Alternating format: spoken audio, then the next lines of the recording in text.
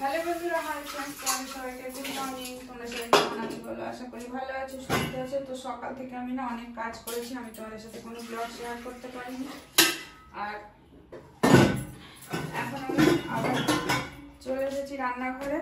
আমি এখন রান্না করব না, সব গুছিয়ে রেখেছি। তো তোমাদের সাথে সাথে আমি একটু শেয়ার করতে এসেছি ভুট্টা সিদ্ধ। তো এই দেখো, কালকে আমি ভুট্টাটা নিয়ে এসেছি, তো ছাড়িয়ে এরকম অর্ধেক করে আমি প্রেসার কুকারে দিয়ে দেবো। আর একটু সঙ্গে নুন দিয়ে দেবো, সল্ট দিয়ে দেবো। তারপরে প্রেসার কুকারে অনেকগুলো সিটি দেবে, 7-8টা সিটি দেবে। দেওয়ার পরে ভুট্টাটা সিদ্ধ হয়ে যাবে, সেটা খেতে অনেকটাই ভালো লাগে।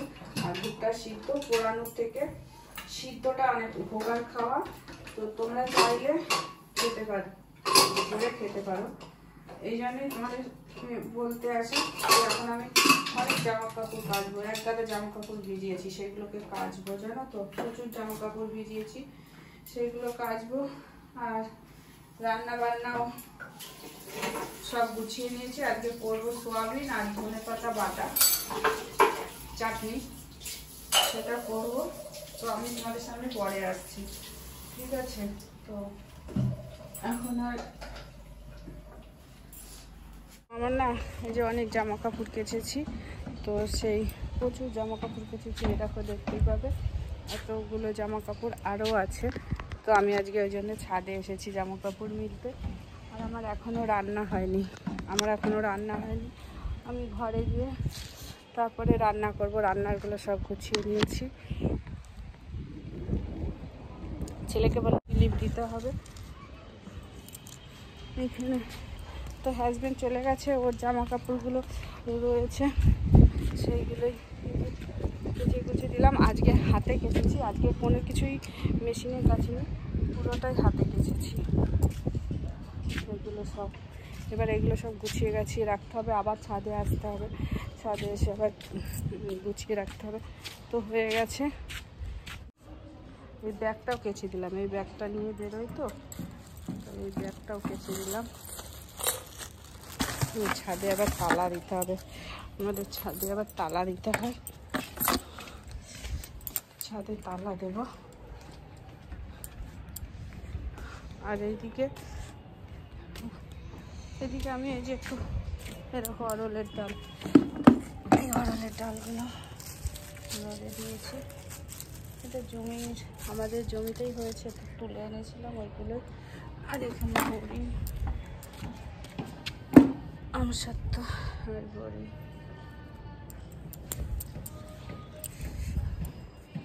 ওগুলো মিটিয়ে দিয়ে যাই।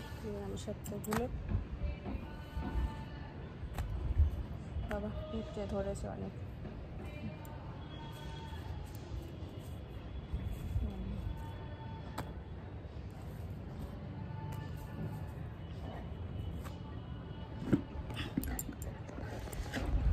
হয়ে গেছে, এবার চলে যাই।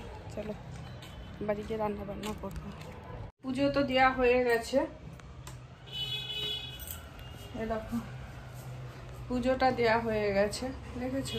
তো এবার রান্নাঘরে যাব। ছাদে জামা কাপড়, ওই কটা ছাদে জামা কাপড় আছে, কিন্তু আমার ঘরেও আমি অনেক কেচেছি, ঘরেও কিছু জামা কাপড় দিয়েছে। আর ওইগুলো মানে আর ধরেনি, মোটা মোটা জিনিস, তাই জন্য আমি ওগুলো ছাদে দিয়ে আসলাম। চলো এবার রান্নাঘরে, না হলে অনেক লেট হয়ে যাবে।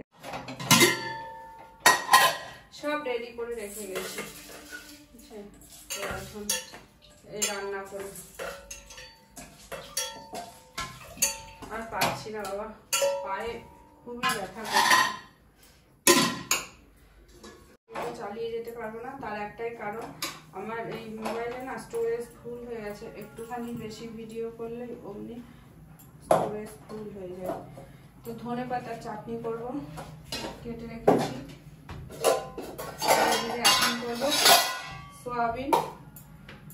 সোয়াবিন পেঁয়াজ কুচি দিয়ে আদা জিরে বাটা দিয়ে করবো। আদা জিরে বাটা আছে, সেটা আনতে হবে। আর সেরকম কিছুই করব না।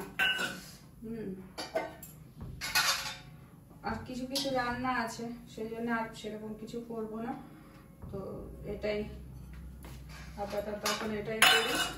এই কি বলে সোয়াবিন করব। আর পায়ে প্রচুর ব্যথা হয়েছে,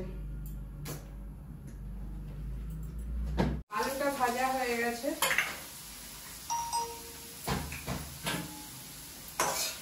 আলুটা তুলে নিই। এবার এর মধ্যে দিয়ে দিচ্ছি পেঁয়াজ কুচি। আমি একদম ইয়ে করবো, পেঁয়াজ আর মানে বাটিনি, পেঁয়াজ কুচি দিয়ে ফোড়নটা করবো।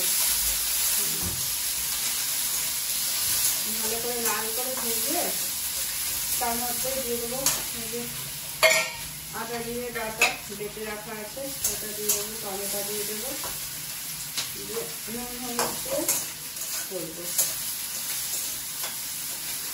তো চলো ভিডিওটা এখানে শেষ করছি। আর কি করবো, আর বললাম তো কি কি রান্না করবো। আর ভীষণ টায়ার্ড লাগছে, মনে হচ্ছে একটু ঘুমাই, কিন্তু এখন তো ঘুমালে চলবে না। আমি একটা জিনিস খাবো, এখন একটু চা খাবো।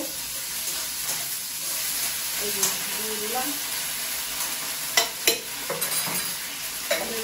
বাটা, আর একটু এদিকে দেবো নুন। আমার হাতে ইদানিং নুনটা বেশি হয়ে যাচ্ছে, ওই জন্য একটু কম করেই নুনটা দিলাম।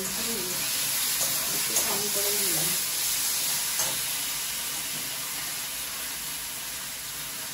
হলুদ, এই যে কুচিয়ে রাখা টমেটো দিয়ে দিলাম। এই মশলাটা কষে তারপরে দিয়ে দেবো আমি আলু। ঠিক আছে, তো চলো তোমাদের